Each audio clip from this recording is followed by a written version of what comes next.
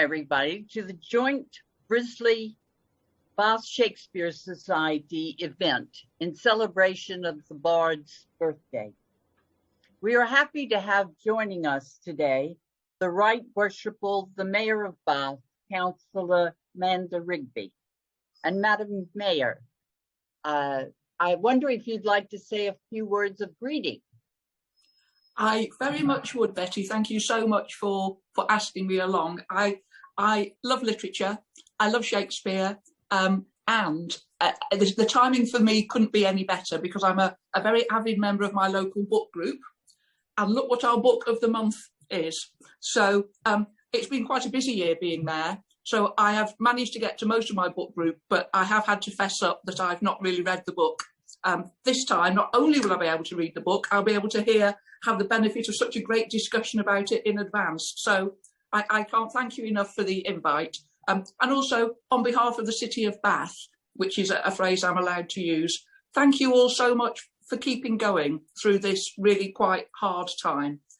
My theme was about combating loneliness, and nothing combats loneliness better when we can't get together than having a meeting such like this on Zoom. So thank you for everyone who's put it together. Thank you for inviting me, and I can't tell you how excited I am to listen to the discussion.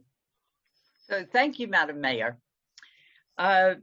Normally, the Bath Shakespeare Society meets physically in BRLSI in Queen Square to celebrate the birthday of William Shakespeare.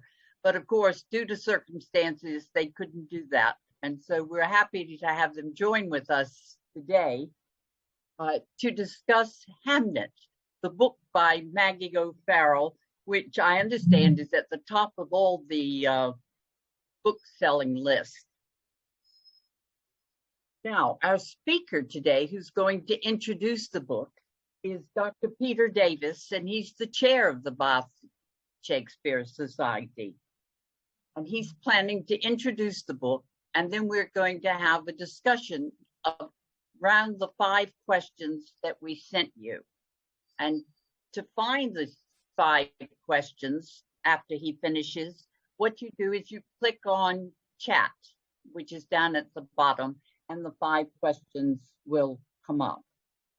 So if you can all mute yourself, we can now welcome our speaker today, Dr. Peter Davies. Peter. Thank you, Betty, and thank you for setting this meeting up and for inviting us as the Bath Shakespeare Society once again to join BRLSI in celebrating the Bard's 457th birthday. And Madam Mayor, I'm very glad that you are able to join us. Normally, as Betty said, we have a party and we have wine and cake. But today, you've just got to put up with me, I'm afraid. And we usually have a distinguished visiting speaker too.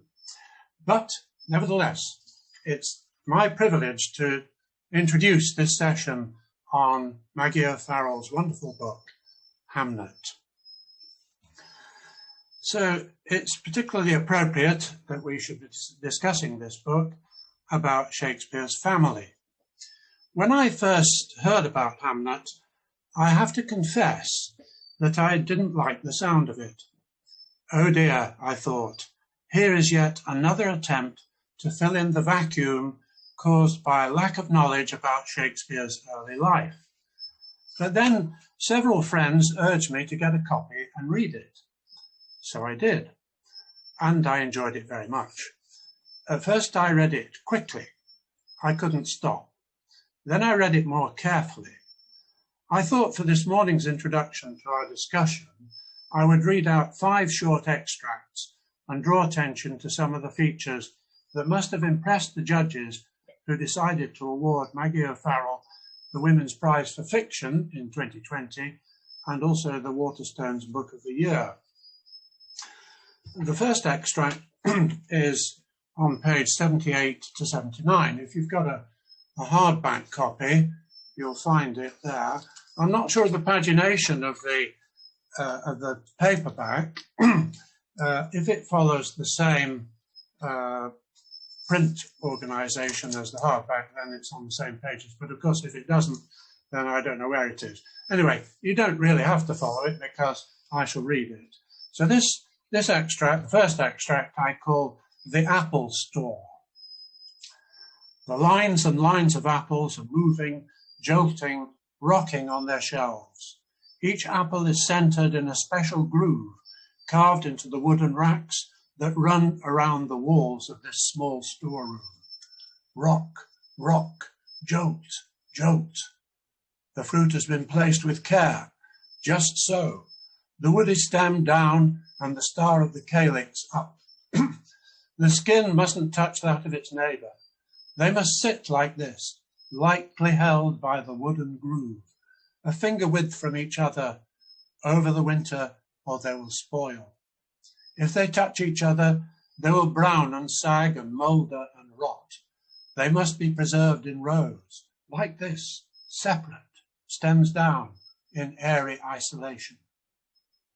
The children of the house were given this duty, to pluck the apples from the twisted branches of the trees, to stack them together in baskets, then bring them here to the apple store and line them up on these racks, spaced evenly and carefully, to air, to preserve, to last the winter and spring until the trees bring forth fruit again.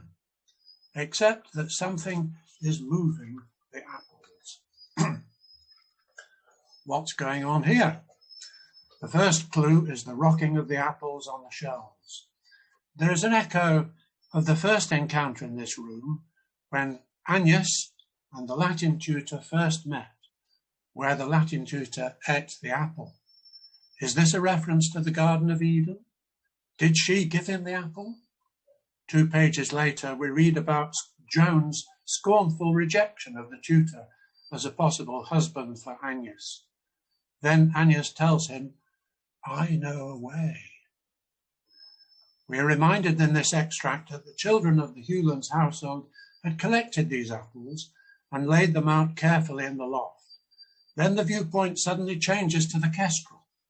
She is there on her perch, hooded, hearing the breathing of 2 mammals, too large to interest her as prey. Is this the trap which Agnes has set for her Latin tutor, making it impossible for their families to refuse to let them marry? Does this passage support the idea that Agnes is a scheming older woman who tricks a teenage boy into marrying her? The second extract is on page 104, and I call this Joan's Children. The pregnancy of Agnes has just been revealed in the Shakespeare household. John sets off across the fields to speak to Bartholomew and Joan. They stand in the field for a long time, Bartholomew, Joan and John. The other children watch, unseen, hidden behind a wall. After a while, they begin to ask each other, is it settled? Is it done? Has Agnes gone to their house? Will she be wed? Is she never to come back? The smallest brother tires of this game of standing at a wall and whines to be put down. The sister's eyes never leave the 3 figures standing among the sheep. The dogs scuffle and yawn, dropping their heads onto their paws, raising them every now and again to check with Thomas, awaiting his orders. 3 stubborn and headstrong people, and the prospect of an almighty row. But suddenly, the point of view switches from the adults to the children. Do they know what's going on? The older girl, Katerina, certainly does. The boy doesn't. In an earlier novel, Instructions for a Heatwave, set in the very hot summer of 1976, O'Farrell switches the point of view of the narrative among the 5 members of an extended family. The reader's understanding of events changes according to whose point of view is adopted. In the same way, in Hamnet, we see events from the point of view mainly of Agnes, but also of Hamnet, Judith, Susanna, Joan, Mary Arden, John the Glover, and also briefly of the Latin tutor himself. She also involves the non-human characters, for example, the kestrel in the Apple Store extract, and here at Hewlands, the dogs patiently waiting for orders. The third extract I call The Monkey and the Flea, and this is found on page 170. A ship has docked in Alexandria. A cabin boy is sent ashore on a shopping mission. He sees a man with a monkey on a golden chain. He reaches out and the monkey climbs onto his shoulder. The man gives a sign, asking for money. The boy, remembering his mission, says no and tries to steal the monkey.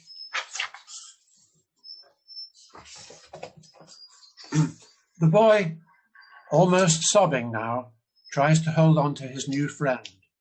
For a moment he has him by the forelimb, the warm fur of the elbow fitted into his palm, but then the man jerks the chain and the monkey falls, screaming from the boy's grasp to the cobbled dock, where it rights itself, and then, tugged again, scrambles after the man, whimpering.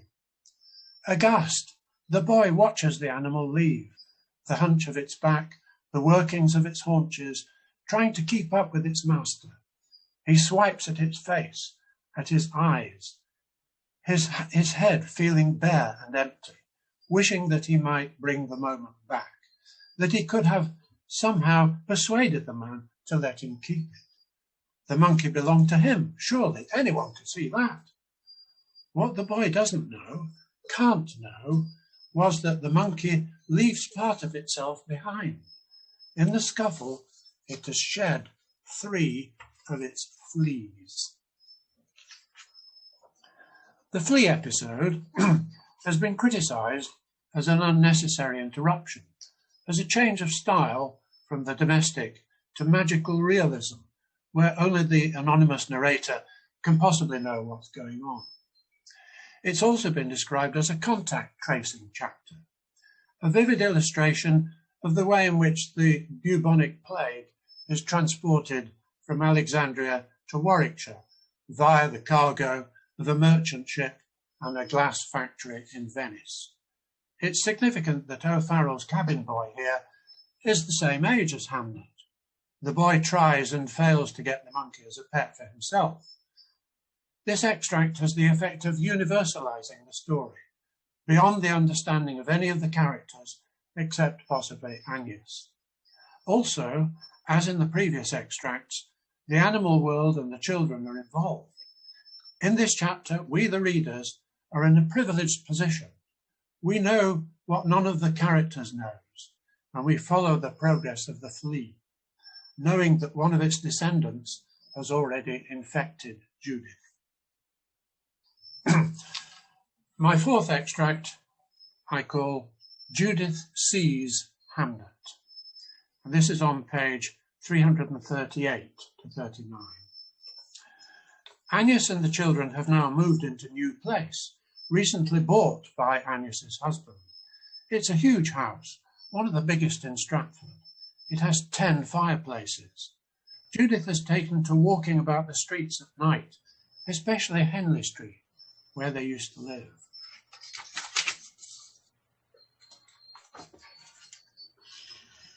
She is unaware of the owl skimming the sky above her. Her breath comes into her body in ragged, shallow bursts. She has seen something, a flicker, a hint, a motion. Imperceptible, but there, unmistakably. It was like the passage of a breeze through corn, like the glancing of a reflection of a pane when you pull the window towards you, that unexpected streak of light passing through the room.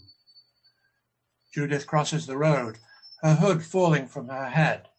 She stands outside her former home. She paces from its door to that of her grandparents. The very air feels coalescent, charged as it does before a thunderstorm. She shuts her eyes. She can feel him. She is so sure of this. The skin on her arms and neck shrinks, and she is desperate to reach out, to touch him, to take his hand in hers. but she dare not. She listens to the roar of her pulse, her ragged breathing, and she knows, she hears, underneath her own, another's breathing. She does. She really does. Judith seems to have inherited her mother's intuitive knowledge of another world, an intuition which is hidden from most people. It's an intuition which Agnes shares to some extent with the apothecary's widow, the baker's wife, and the Catholic priest who keeps bees and who was present at the death of Agnes's mother and who conducted the marriage ceremony for Agnes and her husband. The passage is also another reminder of the importance of the non-human world in the novel. The bees and the kestrel for Agnes, the cats for Judith, and at various points in the story, the owl, the dogs, horses, foxes, conies, doves, and geese. And my fifth and final extract is where Agnes watches Hamlet and sees Hamnet. And this is on page 364 to 5. When Agnes sets out with her brother Bartholomew for London, she doesn't intend to go to watch the play, but not finding her husband at his lodging, she is drawn with the crowds to the Globe Theatre where Hamlet is being performed. She is astonished to see her husband, dressed in a suit of armour, playing the ghost of Hamlet, also called Hamlet. Then the young Hamlet enters. A boy, she thinks, unknotting and reknotting her shawl. Then, no, a man. Then, no, a lad, halfway between man and boy. It is as if a whip has been snapped hard upon the skin. He has yellow hair, which stands up at the brow, a tripping, buoyant tread, an impatient toss to his head. Agnes lets her hands fall. The shawl slips from her shoulders, but she doesn't stoop to pick it up. She fixes her gaze upon this boy. She stares and stares as if she may never look away from him. She feels the breath empty from her chest, feels the blood curdle in her veins. The disk of the sky above her seems at once to press down on her head, on all of them, like the lid of a cauldron. She is freezing. She is stiflingly hot. She must leave. She will stand here forever on this spot. When the king addresses him as Hamlet, my son, the words carry no surprise for her. Of course, this is who he is. Of course, who else would it be? She has looked for her son everywhere, ceaselessly, these past 4 years, and here he is. It is him. It is not him. It is him. It is not him. The thought swings like a hammer through her. Her son, her Hamnet, or Hamlet, is dead, buried in the churchyard. He died while he was still a child. He is now only white, stripped bones in a grave. Yet this is him, grown into a near man, as he would be now had he lived on the stage, walking with her son's gait, talking in her son's voice, speaking words written for him by her son's father.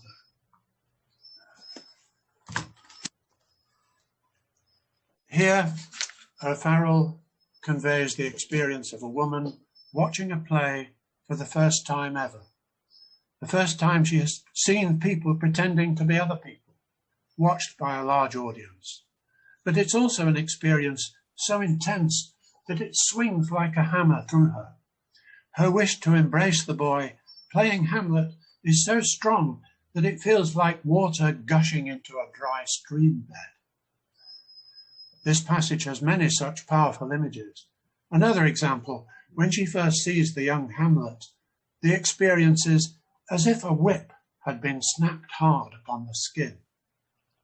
In the previous passage, Judith's sense of her brother's ghostly presence is like the passage of a breeze through corn, like the glancing of a reflection off a pane.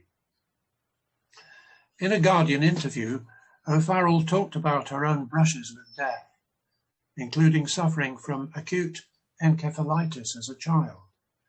when she was in hospital at the age of 8, she overheard a nurse telling another child, "Hush, there's a girl dying in there." And she was shocked to realise that the nurse was talking about her. She wrote about this in a memoir called I Am, I Am, I Am. She also said that although she desperately wanted to get started on this book about Hamnet, she was prevented by a kind of weird maternal superstition. She has a boy and 2 girls.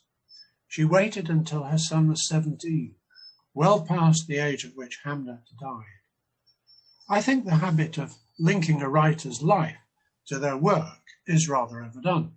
Nevertheless, I think O'Farrell is right in suggesting that without the death of his son, Shakespeare might never have written Hamlet, nor another play which includes the apparent death of one twin, Twelfth Night. Thank you. Over to you.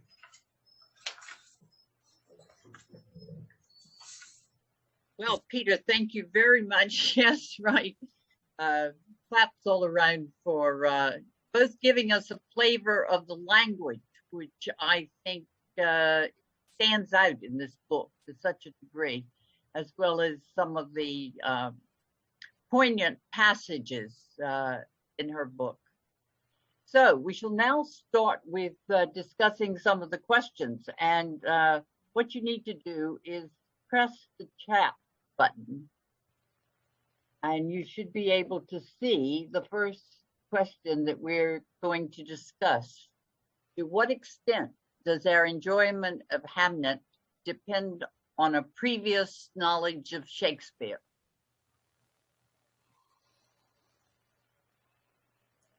So is there somebody who'd like to unmute themselves and say whether you need to understand Hamlet to understand Hamnet that you need to know Shakespeare? Yes. Okay, we have Alison.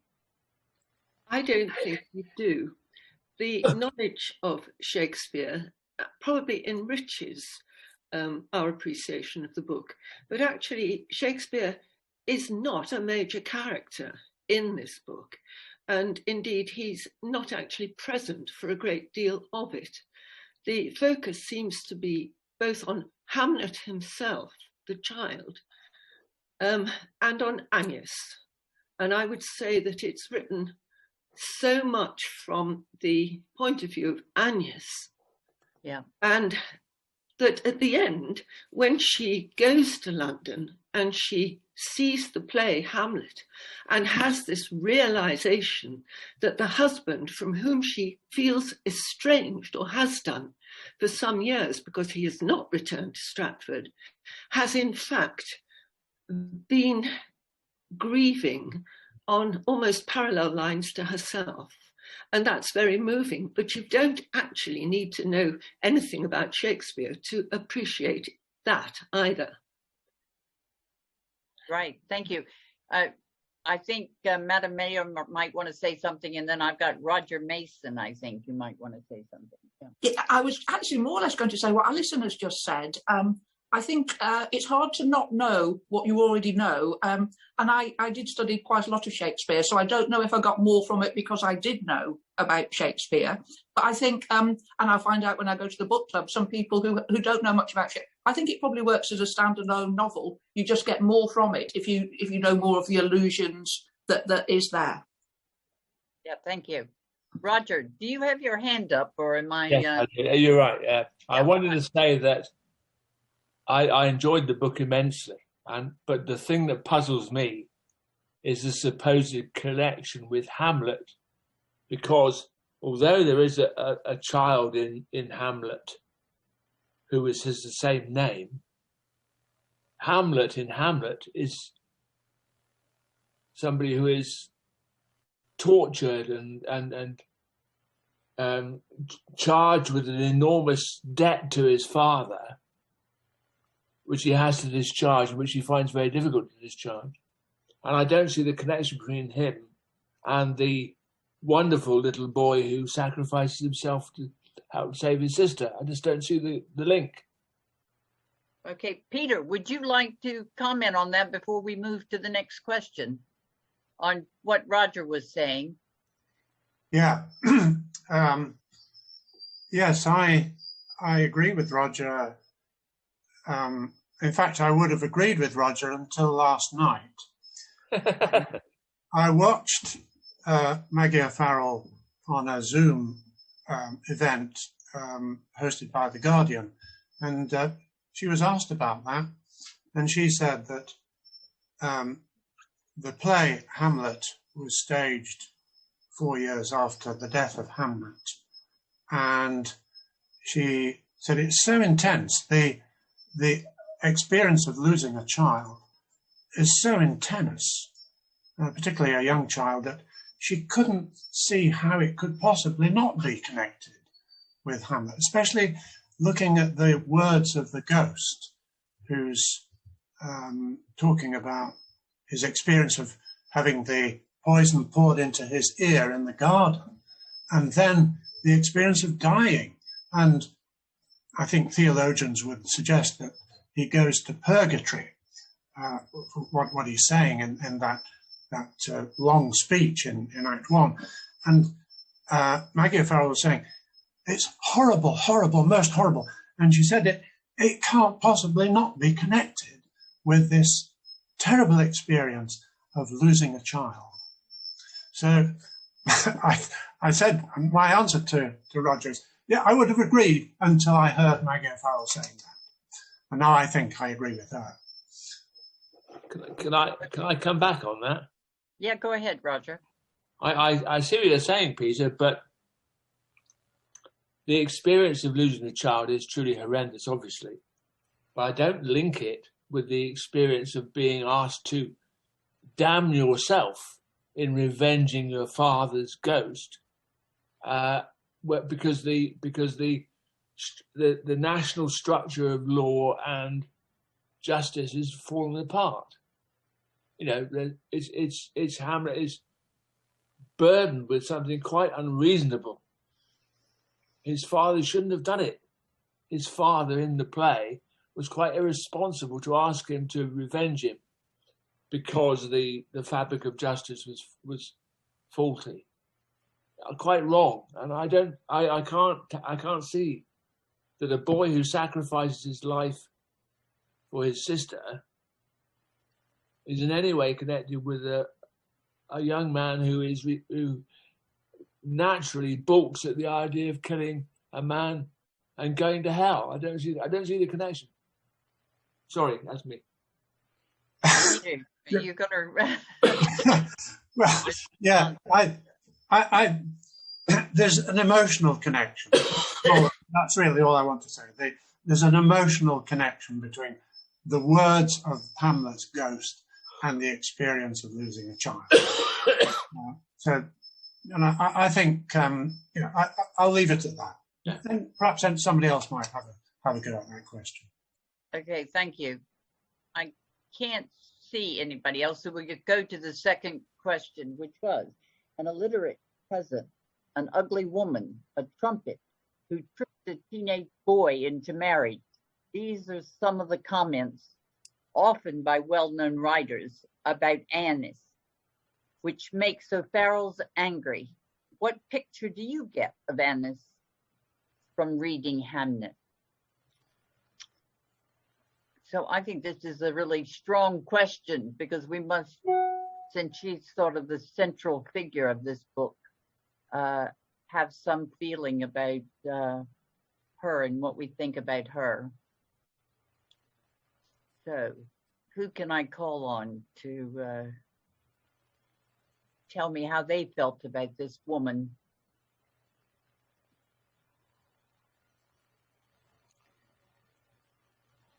Oh, Roger. Thank you. Are you putting your hand up to answer this question as well?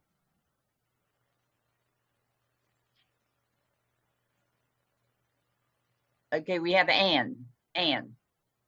At first, I was put off the book by this portrayal of Agnes as this kind of Earth Mother, in the convention of all this kind of thing, having depth of feeling, having a strange background, semi-witch, having extrasensory powers. I was put off by the kind of magical things. And then I decided to drop the Shakespeare connection. It's not about Shakespeare. It's a novel set in this time. And I started to enjoy it. And of course, Farrell is such a good writer. O'Farrell is such a good writer that I was caught up and I could go along with it. But I had to mentally drop. What was Anne Hathaway like?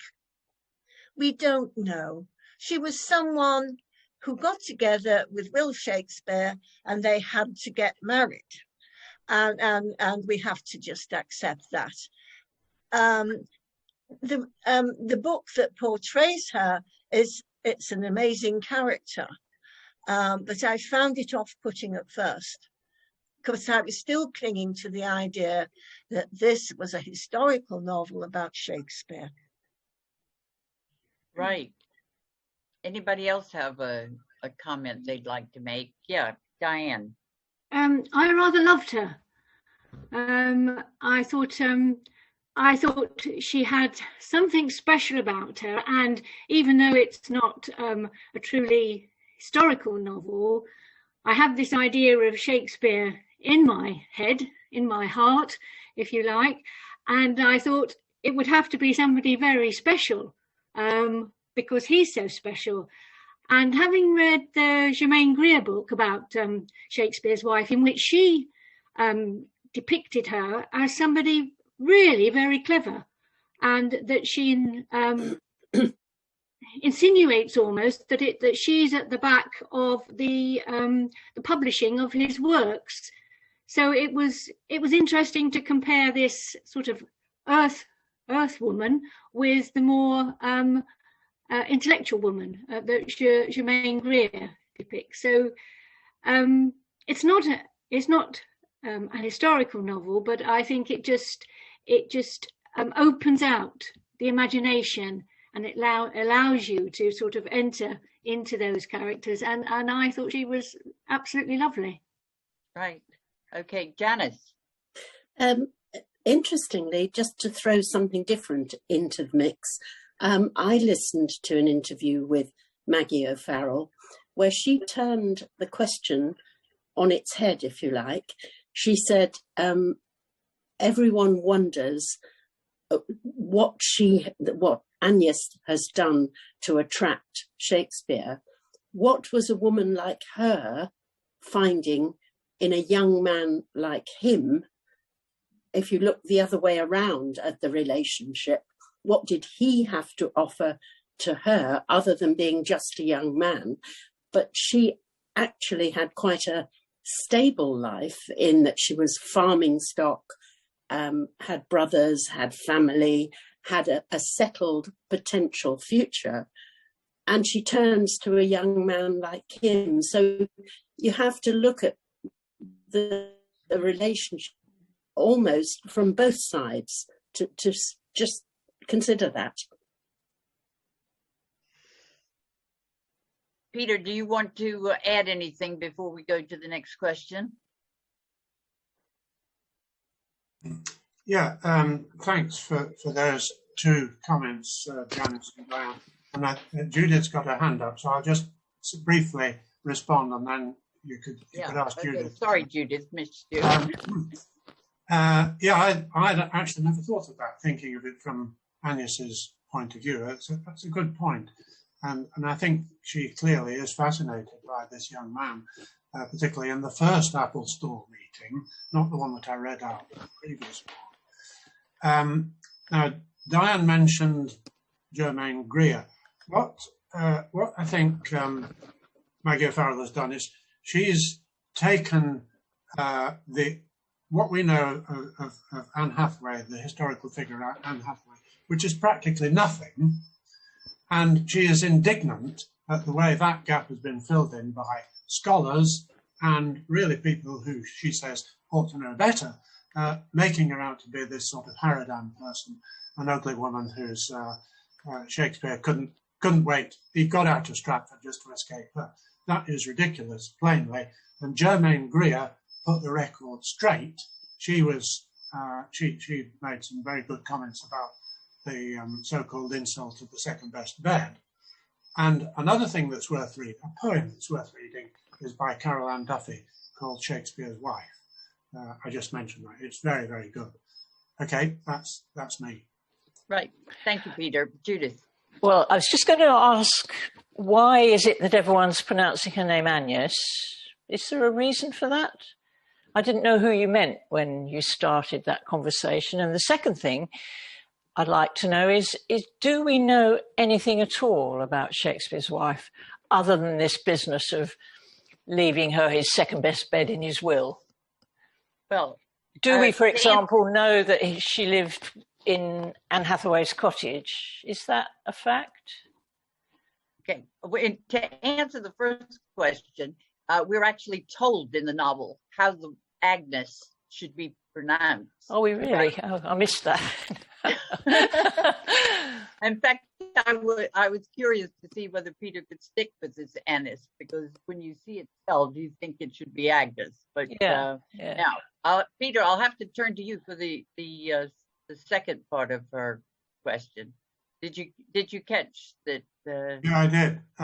Yeah, it's on the Agnes is on page 44 in the hardback edition, where she says the name and she explains how to pronounce it on page 44.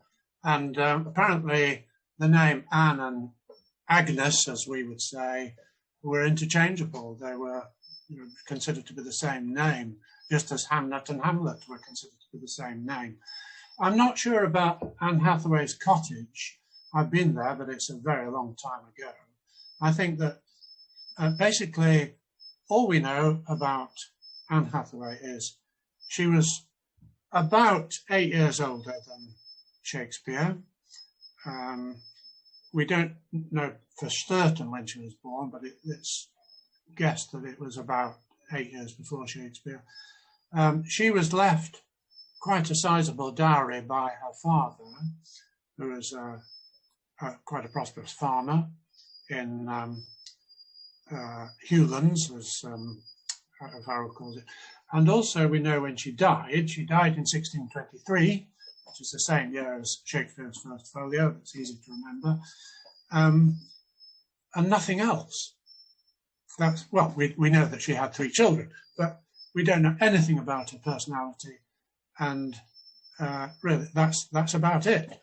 And certain people have responded by filling in the gap, and filling in the gap in not a very complimentary way. Right. Thank you, Peter. Judy. Yeah, I just wondered, do we know as a fact that she was a stepdaughter or she had a stepmother?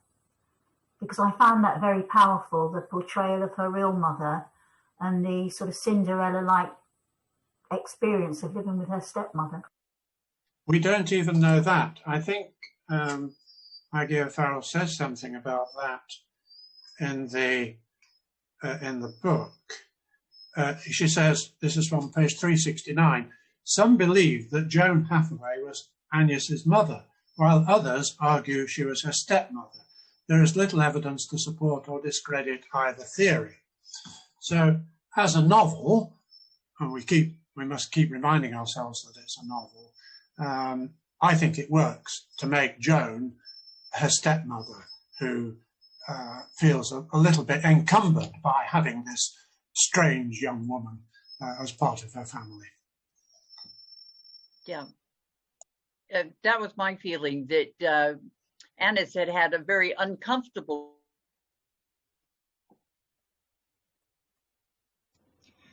As Betty has frozen up for a second, I'll take over and just could I ask Sheehan, please, who had a chat early on. Sheehan, could you tell us what you had to say, please?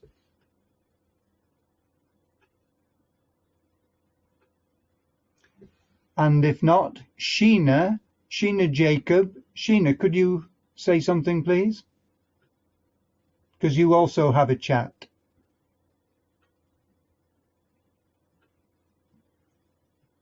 Hello. Hello, Can you Sheena. hear me? Yes. Go ahead. I think actually that the Shakespeare's actually portrayed his agony of losing a son, which is actually with you throughout your life. And I think in Hamnet, she's actually taken that emotion and actually portrayed it throughout the book, which we can actually see through many of the verses and the lines written down. Thank you, Sheena. Do you want to give us an example? In some places, I think where she's actually. I think we've lost Sheena. Joan, you're in Dublin. Tell us about what you think. Please unmute Joan and tell us what you think. Yeah. Hi. Welcome. Hi, everyone. Yeah, no, I just saw it on Eventbrite, and I haven't actually read the book, as I explained in the chat. We have it for our next book club in May, which will be discussed the first Tuesday in June. So I haven't actually read it. I have the book, but I'm busy reading a different one this month. And so I just linked in because of Hamnet and the fact that it's on our list. Great. Thank you for being with us. Yeah, it's lovely. I'm enjoying the conversation, and the accents as well. They're beautiful. Great. That's great. Okay, do we perhaps is Betty back with us now? Yes, I am, Dick. I am. Okay. Yes, right. Sorry about that. This computer went down briefly. We're on this question about the marriage. Did anybody else want to add anything there?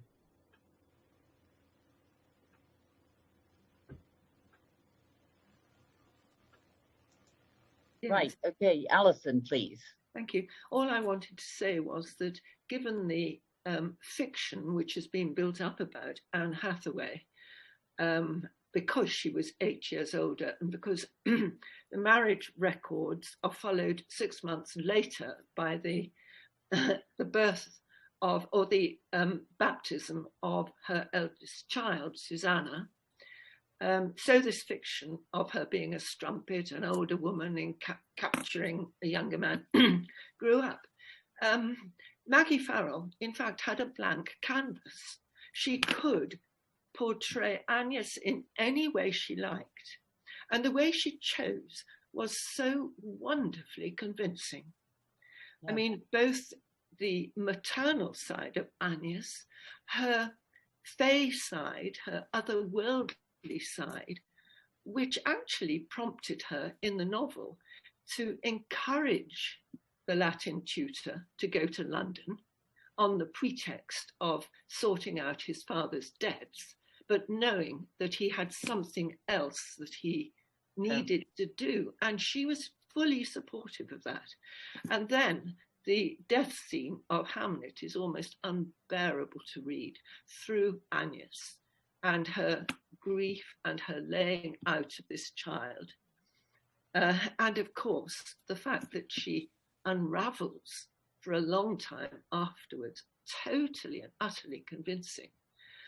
And given the fact that there was a blank canvas, nothing was known about her, I think Maggie O'Farrell's portrayal of Agnes is an absolute triumph. Right, thank you. Peter, do you want to add anything?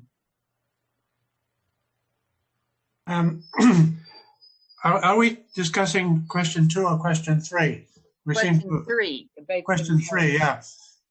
Well, I thank you, Alison. I completely agree with that. I think it is a wonderful portrayal of a woman who is based on the historical figure, but absolutely not on the myth which has unfortunately surrounded her. And well, Maggie O'Farrell has actually referred to this sort of maligning of Anne Hathaway. One source which she doesn't name, but she refers to it quite clearly, is the film Shakespeare in Love, where Anne Hathaway doesn't appear, but she's referred to as an old woman that Shakespeare has left somewhere in the Midlands. So even Tom Stoppard is joining that conspiracy. But I do agree with Alison. I think it is a wonderful portrayal. And also on question 3, I think there is a very good passage, a vivid passage on page 283. I won't read it, but it's the leaving where the Latin tutor goes to Stratford. He's got to go. He's come back and he's got to go. And I think the leave taking between Agnes and her husband is very moving, very touching. I think there is a very strong bond between them. And also, he does choose to come, in the novel, he does choose to come back to Stratford and buy a big house there and live there for the rest of his life. So I think that is quite significant too. Okay, Patricia. I just a very small thing to say that both those characters were very much in their own worlds, which weren't the world of normality. They were in their thought processes a lot of the time. And I think that's very much what they kind of came together, and they did allow one another to breathe. They were human beings, so they lost their beloved son. So that tragedy, whatever it would have been there. But I think the important thing is to remember they were like-minded in that they lived in alternative worlds a lot of the time. That's what I felt. Yeah. Well, I've always felt that Shakespeare was interested in human nature, and Annis in this book is so interested in nature. And it seemed like to me that was a good kind of tie-in. Wendy, did you want to say something? What I think is that although Shakespeare isn't there very much, he's like always the elephant in the room, because Agnes loves him so much, obviously. And given that he was a genius, he must have been exceedingly clever, even as a very young man.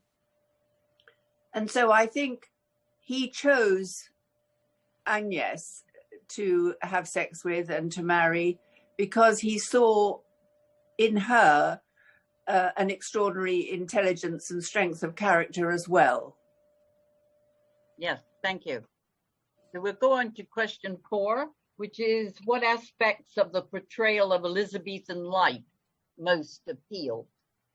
Peter gave us the apple story, which was poignant. Does anybody have any other aspects of Elizabethan life that they want to talk about? Yes, Judy. For me, it was the portrayal of a life without science, the dependence on the herbs and the medicines and the, if you like, old wives' tales. I found that was very, very well drawn by Maggie O'Farrell. Right, thank you. Anybody else want to say anything? Be aware that Carol in Miami is listening to this discussion. I'm not sure she's read the book yet, as she says in her chat, but she might have something to say. Okay, Anne, and then I love the domestic details about how they live next door and the way the way of life, of course, and how they manage. But the thing that really got to me was how they took the little boy's body to the church on a door. They had to take the door off and carry it to church themselves. I found that detail heartbreaking and so vivid. That's all. Right. Anybody else want to make any observations? Caroline has a text. Okay, Lynn, and then we'll go to Caroline. Yeah. Lynn. Yeah, I just wanted to comment on the issue around the glove maker who clearly had been involved in some kind of financial shenanigans that wasn't quite right. But the community monitoring of standing is something that we have long lost, and I think it appealed to me a lot. One lived by one's reputation. Right. Yes, it was a small town at the time, and everybody knew everybody's business, right? Yeah, yeah. Peter, did you want to say anything before we leave this question? We've got about 8 minutes left. Yeah, just Caroline has to say something. I just mentioned the smells in the book. That's what brought the Elizabethan small town life to me. The smells, I've mentioned the apples. I'll just give one other example. On page 63, Susanna, she thinks her mother's collection in the house smelled awful. Susanna's just not on the same wavelength as her mother at all, unlike Judith. And she says that her house, her mother makes this house smell like a dung heap. So smells, there's lots of examples of smells in this book. Right. Caroline was remarking on the fact that about the age difference, right, between Shakespeare and Anne. Yes.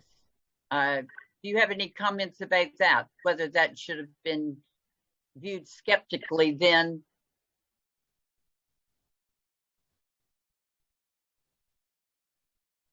Anybody? Peter, do you want to make any comments about the age difference? Some people did look askance on that, but yeah, some people have made a big deal of it. But no, I'm not going to. I don't think it's significant at all.